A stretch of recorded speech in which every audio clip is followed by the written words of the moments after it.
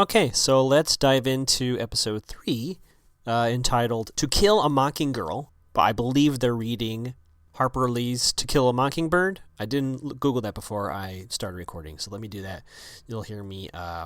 Yes, I was. Okay. So they're reading. Oh, hold for plane. I think I have a hovering helicopter. Let's see.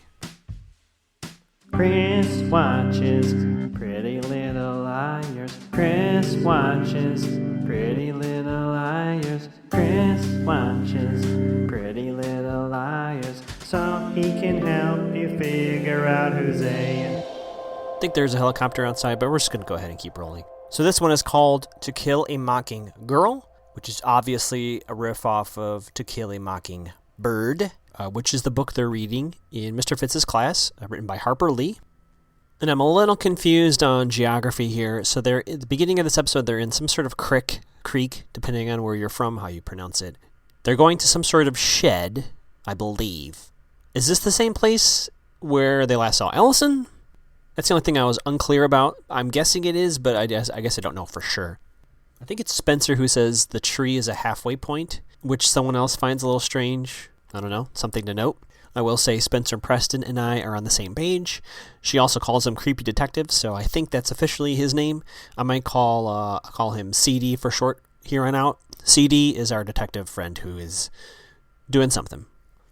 And I wrote these in the notes, and I don't know why I would have written this, but I wrote, place to remember Allison equals ghost summoning spot. Now, I don't know why I wrote that. That doesn't even make any sense in reading it back. But yeah, I wrote that, so that's something. And here's something else that's really strange. Hannah apparently is on Team Magoogs as well. She thinks, well, technically she says not really gone. Now, that could mean a ghost, right, if that's how your angle is. It could mean that she agrees with me that Allison isn't dead. She doesn't go down the rabbit hole I did. But I just found that also very interesting. Good burn by Spencer. It's a rabbit, Hannah. It's not going to answer you. And that was thumbs up. But for me as Detective Magoogs, clearly someone else was in that forest with them. Even though Spencer made a joke out of it, someone was watching. And I know this because they all got a simultaneous text once again. Something about hunting, so clearly A knows that they're in this wooded area. I don't know what kind of visual they have on it, but yeah. I did make a note to myself, though, that this text message seems like it's a bit out of context. So A might not have been directly watching them. A might have watched them, say, go into the wooded area or knew that they were going there. I think this might be a little bit of a weaker text by A. So sorry, A, you lost your step on this text just a hair. Everyone has good data. So they're in a wooded area, and not only do they all get the text message, but someone's able to send it, which is impressive. And I know I said a couple episodes ago I'm not going to go sequential. I think this one kind of needs me to go sequential. So I think I might hop around a little bit, but just follow me here, as I think a lot of the events build on each other. So we're here with this first scene with Hannah, CD, and her mom. He's shirtless at the fridge. You know, there's this squeeze the grapefruit line. Yikes. And I had two thoughts. One, because just a quick reminder, my current theory is that Creepy Detective, CD, is A. And the reason he is A is that he is using his police resources to uncover the mystery around Allison's disappearance. He is also aware that Allison is alive, and he faked the whole thing. Of course, that would imply some intense illegality, and it'd probably mean Maya's involved. But we'll get to Maya. So, first I thought CD was using this whole situation with Hannah's mom as some sort of manipulation, extortion, like super creepy. But then when he's overhearing them chat, I think he thinks this is an angle for his case. And again, I can't imagine the legality of any of this. Maybe he doesn't care. Maybe he just wants to find out the answers for whatever reason. Like, being a detective isn't the main goal here. You know, whatever the real objective is, the detective is not. He's not looking to solve a case. He's not looking to take anyone to trial. He's after something else. So we hop to Arya's situation, and they're having mom, dad, and her are having some outdoor breakfast, I think it looks like. And the other woman, who I'm going to call OW, walks up. And I will say a few things of note to here. Arya's protectiveness of her familial unit, again, crops up. Not to say that she absolves her father for his role in the affair, but she's definitely protective of her father and her mother's current relationship. So she just wants this other woman out of here. Like, she wants her gone. Like, literally gone. In this scene, it's just a death stare. I will say, though, something was weird about that binder. There's a lot of coded language between the other woman and her dad, Arya's dad. And then she made him sign it. He kind of held it weird, and then he gave it back to her. I don't know. Just something weird's there. Then we hop over to Spencer Preston's house. Things are not good there. We're still dealing with the fallout of a broken engagement. I did enjoy Preston's Melissa throwing away the wedding magazines. I'm not happy that she's heartbroken. Although she seems more angry than heartbroken. I noticed that. It wasn't like, I'm sure she did her share of crying. And anger is a valid emotion. Let me be clear. I'm not trying to minimize her grief. But in that scene, she looked like she was more annoyed at having to cancel the entire wedding as opposed to having feelings for Ren and feeling heartbroken. Again, maybe we made that happen off camera. I don't know. But it seemed a lot of... we were in the anger mode of our grief, I guess. So she's very angry at Ren and equally, if not more so, angry at her sister. I'm not going to take sides in this. I think Spencer Preston is well aware that she was culpable in it. She even says it later in this episode. So I don't think that she's pretending like she doesn't feel like she deserves this wrath. So I'm not quite sure what she wants out of her sister, but she does feel like she's getting an unfair amount of grief from Melissa, and I don't know. I don't know what's appropriate there. But yeah, Melissa's man. We see a shot of Mona here offering Hannah some lipstick. We're going to talk about Mona a little bit later. Keep her in mind. We have the Ben, Emily, Maya triangle, little scenelet there. And this is the moment Ben's going to end up on my list, many lists. But he catches it. He sees the way Emily and Maya are looking at each other. He seems really stupid. So I don't think he quite catches on what is happening. But he gives Maya a disappointed look when she invites herself to this party. And then we have entrance of Toby. Toby, again, not a spoiler. I just know this just in the world. Toby is kind of an infamous character on this show. One of my friends absolutely hates this, but to me, he has a very Edward Cullen vibe. I know that offends people, and I don't mean that in a bad way. I just mean it like kind of loner, quiet, mysterious male student. There's something about him that reminds me of Edward Cullen, so I apologize. That's just my opinion, and you may tell me I'm wrong. But we see him because he's walking Jenna in, and the kids remark that he's an older kid who was sent away to reform school for something he did, and he's back. I guess he's in their grade. That I was a little unclear on, but he's back enrolled in their school. And they were very concerned about that. So then we start to get a little more insight into this. There was some sort of garage that was set fire that caused Jenna's blindness. And I think the image we see here, and I may have it out of order, but he's like walking out with someone in his arms. And I had this thought while watching. I'm like, man, Veronica Mars would have like solved this right away. That moment had such a Veronica Mars moment. I don't know why, but it did. I just had that thought. Wait, if Veronica Mars was in this school, this would be like 2 episodes. We'd be done. Yeah, and I had this thought like, why is this cop allowed to be in the school like this? Like, so he has his own office now, so he just brings Hannah in there, which is weird. And CD is being very focused in on Hannah, and for some reason his investigation has led himself to Hannah. He's thinks he's going undercover by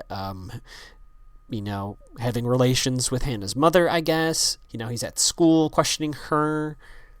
We have a quick flashback where it's implicated that this is just what I read as a viewer. Hannah asked Sean to some sort of party a year or two ago. Allison's inclusion in that party interests Sean. Now, Hannah has a lot of insecurity about her relationship with Sean. I don't think she saw that kind of glance or that realization on Sean's face.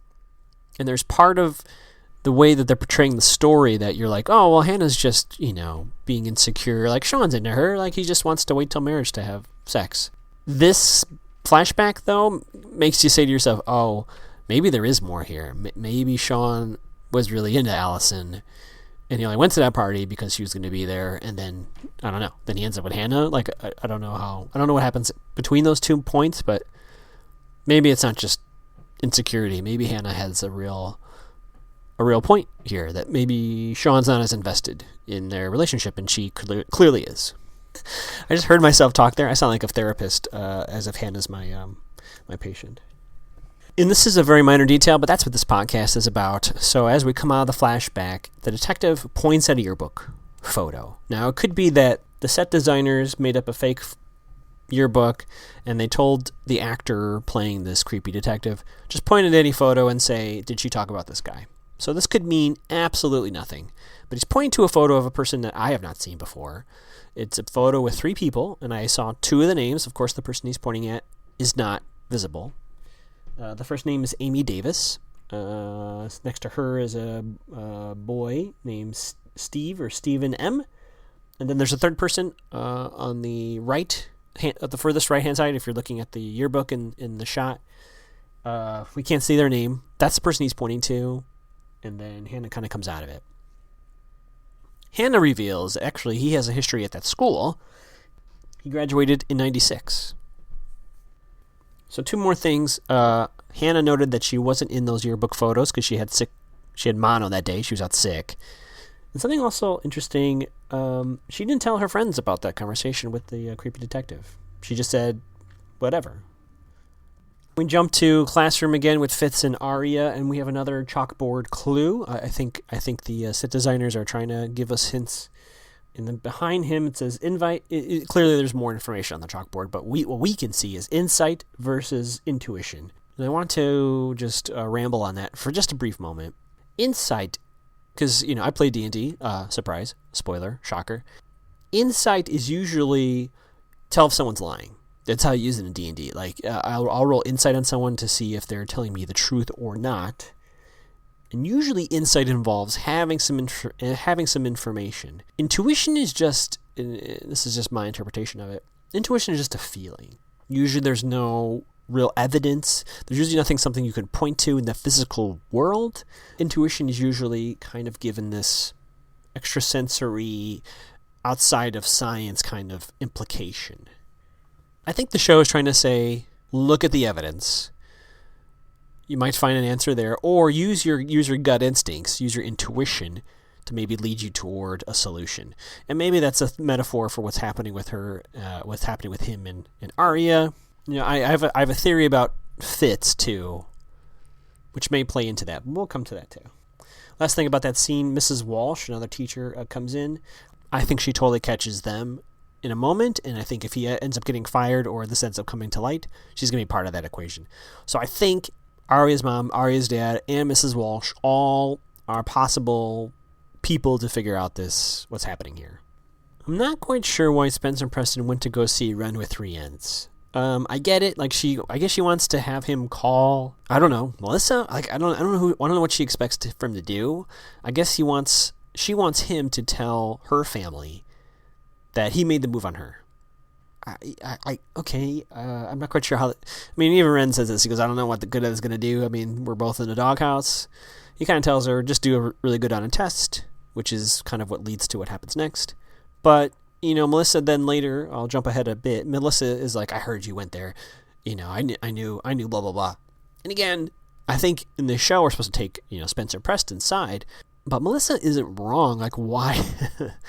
Why not make this a phone call? Or, everyone's texting. Like, why go see him in person? I think Spencer Preston, I think part of her does like Ren a little bit. So I'm not quite sure how innocent she is in that moment. I'm sorry. She's one of my favorite liars in the show, but I'm not quite sure she's being honest with herself in that moment. Then we have this locker room scene. As I've said before, I wasn't around the fandom when the show originally aired. I'm very curious how this scene was received at the time. Content warning, CW. Definitely assault happens, upsetting, and what's really terrifying, I guess, is that we don't know how worse it would have gotten if Toby hadn't interrupted and to be quite frankly, kicks the shit out of Ben. But yeah, I think the fallout here is appropriate. I think Emily saying, you know what, Ben, we're done. This was too far. This is too much. Is great. Now, why Toby swoops in? First, why is Ben in there? And second, why is Toby in there? We don't know. But this happens, and Toby beats him up for Emily for some reason. I mean, we're thankful. We're thankful the situation ended. But there are some questions now as to why.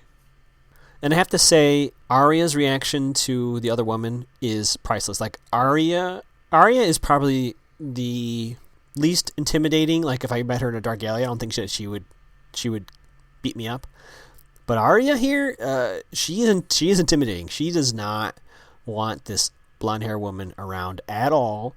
Clearly, this other woman is provoking something. She shows up at the gallery talking to Piper, Arya's mom. I don't know what her game is here, but clearly she's trying to stir the pot. And then Arya just tells her flat out, don't show up. Sorry, her name is Meredith. I keep calling her other woman, but her name is Meredith. She's like, just don't show up tonight. Arya says, don't show up or else. And Meredith kind of like winks and nods. Ugh. More pizza and salad at the Hannah household. And then, again, CD, creepy detective. Again, I think this is all some sort of weird ploy to get information because they're doing a weird flirty thing. And then the second he has the opportunity, he runs over to Hannah's purse and pulls out a bracelet. And these bracelets have a big meaning to the girls. I'm not quite sure why yet. This bracelet has Hannah's name on there. And he starts asking questions. Hannah's mom is like, you know what? You can't be going through a purse. You need a search warrant. How about you take this pizza and get the hell out of here? So I'm hoping that means that we're done with him, at least in that house. So then we go to the big party in the woods. I gotta say, Ben looks really fucking stupid. Like he's got dried blood on his face, or his wounds are healing, and he goes up to Emily as if everything is fine and cool. Like, oh, surprised you showed up. I'm really glad Emily's just like, later, dude, we're done. I'm out of here. Me and Maya are gonna wander away from you ASAP. God, I said Ben sucks in the previous episode. Ben sucks even more this time. We see Spencer Preston stealing her sister's paper. So you're Spencer Preston. You just made out with your sister's fiance, and she caught you, and the engagement's over. So your next act of like reconciliation is to steal her paper now and claim it as your own. One, not very smart. I know teachers who say there's a lot of technology to scan for that sort of stuff, especially if it's at the same school. I wrote down Spencer is Melissa's A. Like, why is... There's a very unhealthy cyclical dynamic here. Today's date, 9/24/2010. That's the date of this episode. Just, I don't know. I wrote a note to myself here, and this is a good PSA for all my listeners. Always password lock your laptop. Again, I'm not trying to victim blame Melissa here, but she should have a password on her laptop because that's easy for someone to steal your term paper that you keep on your desktop. So, just a note. Always password lock your laptops. Sean is clearly obsessed with foosball. I don't want to read any more into that than it is, but I don't know. We get some more Toby talk. Toby's a perv. Spencer does not like Toby. But Spencer knows something, and then which we do find out. At least we find out what we think it is later in this episode. Then we get this Toby flashback. We see Allison threatening Toby. So the timeline of events. Here is what so far in episode 3 we think what happened. All 5 of the liars are in Spencer Preston's room or Allison's room. That's what I'm not sure about. I think it's... I don't know. I don't know whose house it is. Regardless, they think they see Toby watching them. And I don't even know how Allison sees that. But I don't even know if we see Toby in the trees or something. I don't know. Regardless, she says, okay, he's peeping Tom. Let's go do something about it. She gets some sort of firework. She goes to a garage, I guess, that they own. Throws it in there. The whole place lights up on fire. Apparently, Jenna was inside. Toby rescues her. We're assuming it's Jenna. Rescues her, pulls her out. And we see then Allison kind of threatening Toby for something. and then Toby's the one that goes to jail, not the 5 liars. So that is the sequence of events that we see. This does put a little hitch in my Allison is Jenna theory, but I can make it work. And the basic reason here is that Allison is blackmailing Toby with something. We don't know what, but whatever it is, it's enough to make him say that he did this. So that's pretty big.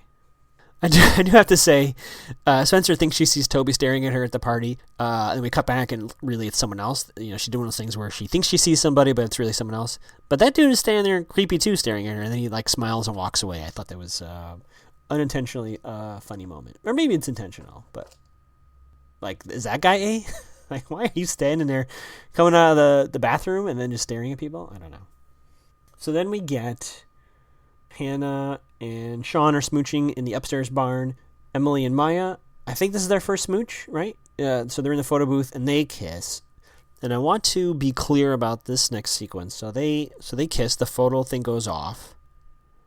I think Maya makes the move. And the reason why I wanted that to be clear is because the second the photo spits out, someone grabs it.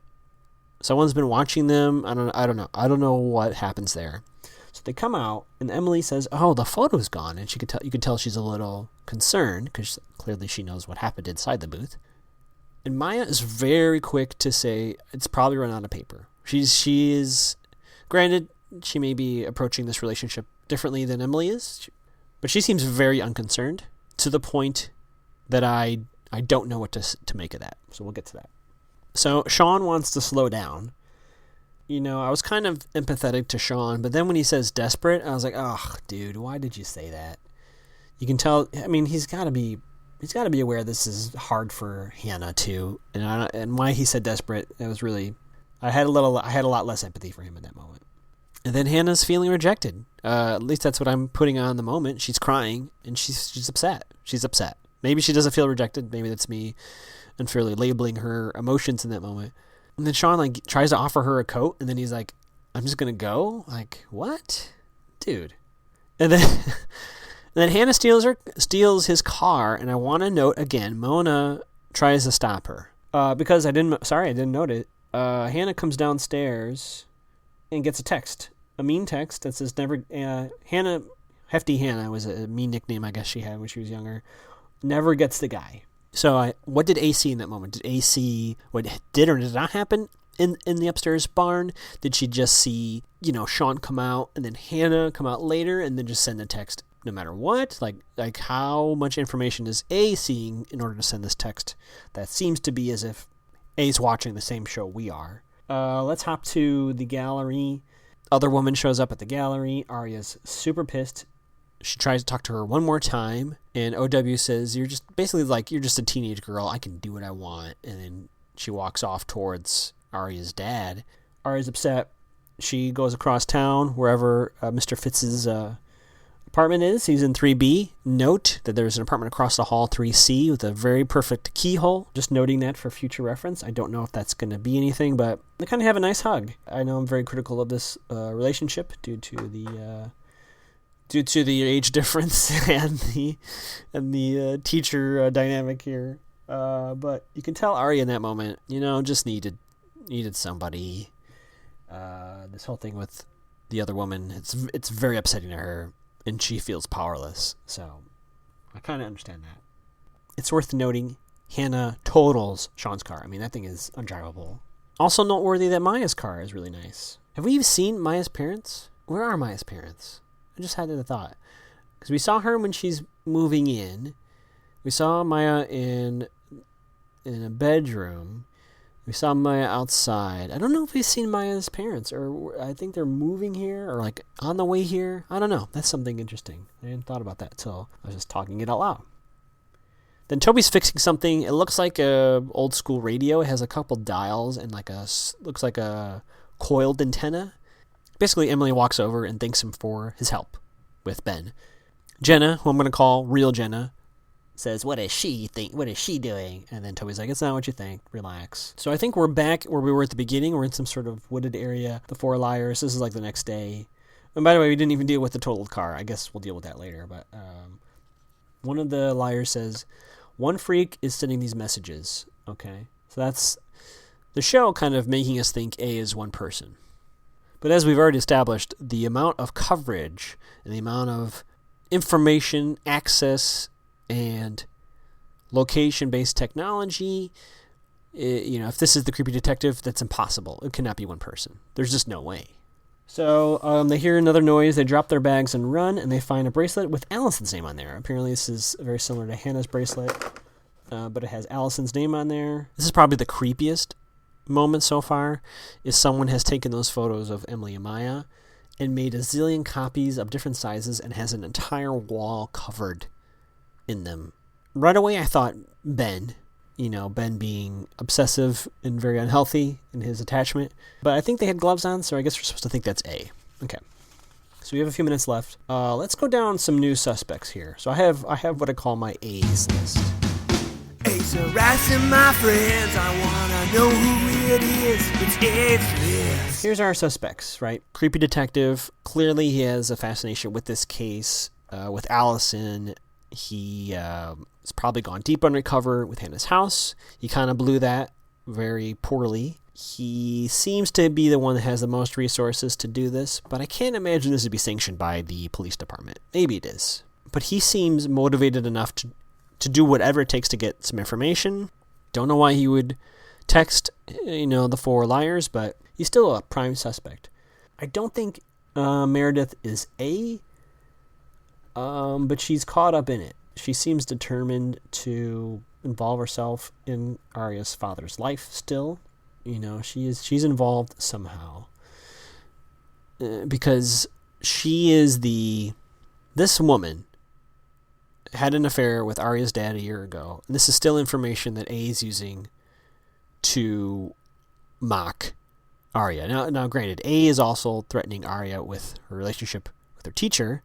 A is equating Arya and Mr. Fitz to her father and this Meredith woman. So that clearly there's some connection there. Mona's an interesting suspect, and I put Mona's on the list now because I realized that she was teased a lot. She was part of the uncool crowd, not too long ago. Arya even says this when in the first episode. She's like, well, Mona was not in the cool group, and now she is. Mona also sees Arya's dad having that affair. And again, as I say in that earlier episode here, I don't know how much she really put together in that moment, but she was there. And Mona seems to be around the liars quite a bit. She was at the party. She's at the school. She has a lot of access. I don't know. And she has motivation. I don't think I'm jumping ahead at all, but these girls didn't always seem to be the nicest people when they were younger. Mona was teased a lot, and I'm assuming Allison teased her too. Because I think she walks up to them, right? Her and Allison and Arya. Mona says something, and I think Allison says something rude to her, and Mona turns and walks away. So I think Mona has some motivation here. Ben's on this list because he sucks, and he was dumped by Emily. Now, granted, he wasn't doing all the other stuff beforehand. I don't know if there's some Facebook group out there where they're like, hey, if you want to harass these 4 students, text them -A, and then you can be part of our little party. But everyone would need like fake phone numbers. Like, you need some kind of technology. I don't think Ben knows how to fucking cook bread. I'm putting on here Ben sucks, but I don't think he's A. I don't think he is. He might be the one who took the photos of Maya and Emily. I don't know why he would do the gloves, but he seems to be the most motivated to do that. Toby's on this list, although I don't really want to put him on here, but the show really wants us to also think he's related to this. I'm not sure what we're supposed to think of Toby's distanced kind of stares. I don't know if we're supposed to think he's just, introspective, pensive, a quiet person. But clearly he is on the liar's side. He seems to have an affinity to Emily for some reason. He seems to be still involved with Jenna. He seems to be Jenna's caretaker to some degree. So he's on this list. I just don't think... I don't know why he would be A. Jenna's on this list because the show really wants us to think that she's A. I don't think she's A, as we've said before. I think Jenna, at least part-time, is Allison. Now that would mean Allison is living inside that house with them. Why? I don't know. Maya is added to this list. And I add Maya because there's a lot of questions about her. She went through all their stuff in Allison's house, right? She threw everything away. If my theory that Allison is alive, she's the one that comes in and runs out and tells Emily that they found your friend Allison. Now, granted, well, no, it's not true, because Maya would know. No. Maya is new to the neighborhood, so she probably... No, she knows. She definitely knows. I'm working on it in my head, because there was a discussion at some point previous to these episodes, 1 through 3, something about the posters. So Maya is very well aware what Allison looks like. I guess it's possible she ran outside and didn't see them take the fake body out of the ground or whatever, but I think plausibly Maya would have to be involved to continue this Allison is not dead through line. What would be her motivation? I don't know. But this photo booth moment is sticking with me because of the way she was very dismissive to Emily. I don't know. Again, it could be that she just views their blossoming relationship differently, and so it doesn't bother her. Like if someone took the photos, maybe to Maya, she's like, so what? I don't care. I'm into Emily. She's into me. Like, I don't care what these brats say about me and us. But combined with the thing at the house, she's going on my list. I don't think she's that involved. I don't know what her motivation would be to be involved. And then I have another one last point. A's technology. A technology roundup. So A so far can see our liars at their most lowest moments. A can seemingly see inside houses, see inside the woods, track people, know when someone's inside a police department, inside a car, in a random street. She seems to always know where they are. So it could be that she's tracking their phones, but she has to have some visual reference for some of these moments. So A is always around them. I guess there could be some remote cameras, but I don't know where the hell those cameras are. So this isn't a lo-fi. So that's why Toby is on the list, because Toby is like playing with some sort of tech gear. And so I guess you can say he's the tech support for A. So let's do a quick recap. So we have Creepy Detective, Meredith, Mona, Ben, Toby, Jenna / Allison, and Maya as my. We've gone from 1 suspect to 7, which I know is quite a leap. But if I had to pick one, this is going to be surprising to all of you, I think. I'm kind of torn between Creepy Detective and Mona. Because when I look at all these people, Mona's the only one that has a motive. Mona was teased a lot, I think. And, she wants to tease back. And she may know all this information about the liars. There's some information maybe that she doesn't know necessarily, but yeah, I think I'm going to go Mona. She's trying to kill these mockingbirds that have been mocking her whole life. And she's not going to do it violently. She's going to do it through reputation. She's going to use the levers of power that she has, which is information. So, yeah, A is Mona. Next time, I don't know the episode title, but it's going to be episode 4. And we'll see you next time. Be sure to follow me on social media, at Magoogs. You can find me on Twitter and Instagram. Please don't send me spoilers, although I'm sure someone will. Just please don't. Please. Okay, bye.